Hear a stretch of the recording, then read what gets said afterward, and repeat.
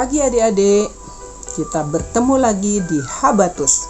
Kita akan belajar firman Tuhan yang diambil dari Yesaya 25 ayat 6 sampai 12. Kita akan terlebih dulu berdoa. Mari kita sama-sama berdoa. Tuhan Yesus, kami mengucap syukur pada hari ini kami kembali belajar akan firman Tuhan. Tuhan pimpin supaya kami mengerti dan melakukan dalam kehidupan kami sehari-hari. Dalam nama Yesus Kristus kami berdoa dan bersyukur. Amin.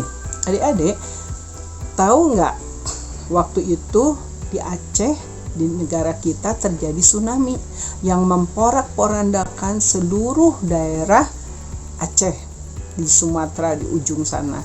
Dan kemarin ini beberapa hari yang lalu di Bandung terjadi juga bencana, yaitu banjir bandang, sehingga mengakibatkan daerah Bandung di tengah kota yang di Braga terjadi banjir bandang, membuat 600 kepala keluarga terdampak bencana tersebut. Rumahnya ada yang roboh, kemasukan air dan terjadi porak-poranda ya.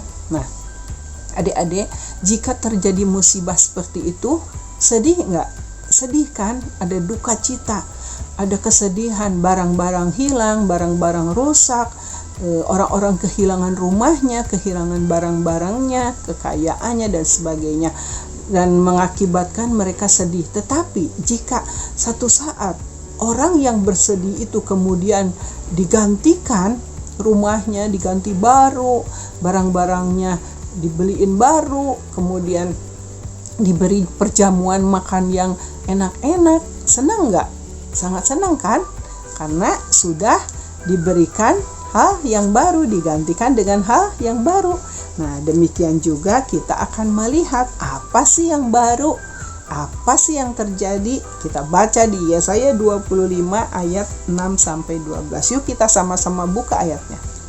Tuhan semesta alam, keselamatan bagi bangsa-bangsa di Sion. Tuhan semesta alam akan menyediakan di gunung Sion ini bagi segala bangsa-bangsa satu perjamuan dengan masakan yang bergemuk, satu perjamuan dengan anggur yang tua benar, masakan yang bergemuk dan bersumsum, anggur yang tua yang disaring endapannya. Dan di atas gunung ini Tuhan akan mengoyakkan kain perkabungan yang diselubungkan kepada segala suku bangsa dan tudung yang ditudungkan kepada segala bangsa-bangsa.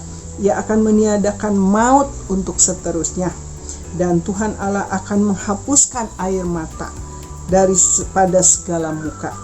Dan aib umatnya akan dijauhkannya dari seluruh bumi, sebab Tuhan telah mengatakannya. Pada waktu itu orang akan berkata, sesungguhnya inilah Allah kita yang kita nanti-nantikan supaya kita diselamatkan. Inilah Tuhan yang kita nanti-nantikan. Marilah kita bersorak-sorai dan bersukacita oleh karena keselamatan yang diadakannya. Sebab tangan Tuhan akan melindungi gunung ini, tetapi Moab akan diinjak-injak di tempatnya sendiri, sebagai jerami diinjak-injak dalam lubang kotoran. Apabila Moab mengembangkan tangannya di dalamnya, seperti cara perenang mengembangkannya untuk berenang, maka Tuhan akan mematahkan kecongkakan mereka dengan segala daya upaya mereka. Maka kubu-kubu tembokmu yang tinggi akan ditumbangkannya dan dirubuhkannya dan dicampakkannya ke tanah dan debu. Bangsa Israel beberapa ribu tahun yang lalu sudah diberikan janji sama Tuhan bahwa mereka akan dibebaskan dari duka cita, dari perkabungan, dari segala kesesakan, bahkan dari maut ya. Nah, orang-orang Moab yang menginjak-injak mereka akan Tuhan hancurkan, akan Tuhan binasakan.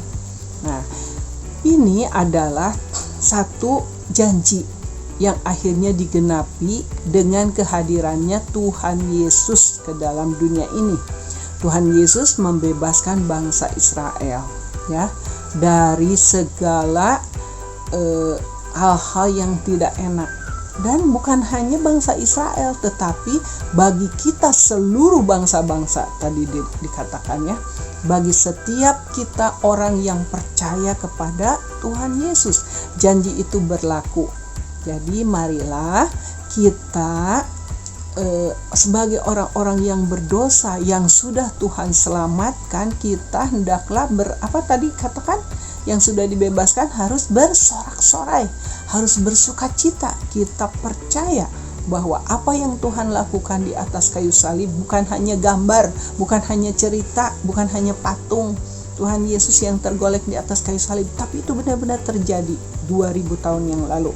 Tuhan Yesus mati di atas kayu salib untuk membawa kita diselamatkan, untuk menyelamatkan kita, untuk satu saat jika Dia datang kembali, kita dibawanya ke tempatnya yang kekal, yang menyenangkan di sorga sana, ya. Nah, adik-adik, persiapkanlah sekarang.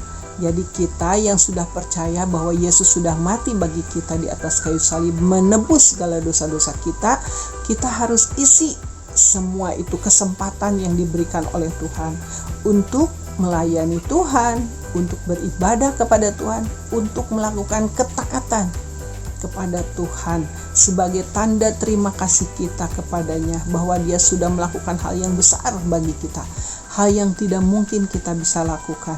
Dia sudah menebus dosa-dosa kita, membayar lunas di atas kayu salib dengan mencucurkan darahnya sendiri, dengan mati di atas kayu salib, dan kemudian bangkit naik ke surga menyediakan tempat bagi kita. Betapa baiknya Tuhan Yesus, betapa kasihnya Tuhan Yesus kepada kita. Jadi jangan sia-siakan kesempatan ini, supaya kita tidak menyesal nanti saat Tuhan Yesus datang. Kita tidak gigit jari, tetapi kita bersukacita bersama Dia. Tuhan Yesus datang di atas awan-awan, turun ke bumi dari sorga. Kita diangkatnya, dibawanya ke surga. Bagi kita yang percaya, bagi kita yang setia, bagi kita yang sungguh-sungguh taat kepada Dia. Nah, tetapi kalau orang yang tidak mau bekerja sama dengan Tuhan, tidak mau setia, tidak mau taat, dan mengabaikan, saya mah itu mah hanya cerita, itu bohong, itu mah tipuan misalkannya, tidak percaya, diselamatkan enggak? Tidak akan diselamatkan kalau orang yang tidak peduli, tidak percaya, tidak sungguh-sungguh, ya nanti ketinggalan. Nah, tetapi kalau kita benar-benar percaya, Tuhan Yesus sudah membuat kita menjadi anaknya. Kalau kita percaya kepada apa yang sudah Tuhan lakukan, kita menjadi anaknya, diselamatkan. Tidak bohong, itu bukan janji, tapi ya, itu pasti, ya, kita diselamatkan. Nah, kemudian nanti kita dibawanya, naik ke atas awan-awan bersama Dia, naik ke surga, ke tempatnya. Demikian ya adik-adik.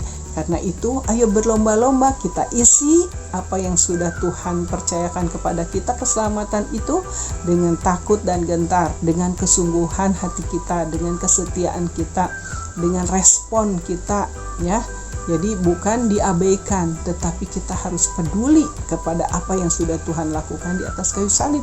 Kita mengikutinya, apa yang Tuhan ajarkan kepada kita dalam kehidupan kita sehari-hari. Tidak ada lagi anak-anak yang membangkang, tidak ada lagi anak-anak yang keras hati, tidak ada lagi anak-anak yang semaunya sendiri, tetapi belajar taat, belajar sungguh-sungguh dan setia. Oke? Mari kita berdoa. Tuhan Yesus, terima kasih buat pemberian yang Tuhan berikan kepada kami, bahwa kami sudah diselamatkan, kami menjadi anak-anak Tuhan yang luar biasa, anak Allah, masuk ke dalam kerajaan sorga jika Tuhan datang kembali menjemput kami nanti. Tuhan, terima kasih Engkau sudah menyenangkan kami. Biarlah sukacita kami semakin sukacita, kami melakukan apa yang Tuhan mau dalam hidup kami, menjadi anak-anak-Mu yang setia dan taat. Di dalam nama Tuhan Yesus kami berdoa dan bersyukur. Amin. Sampai bertemu lagi di Habatus yang akan datang. Tuhan Yesus memberkati. Habatus,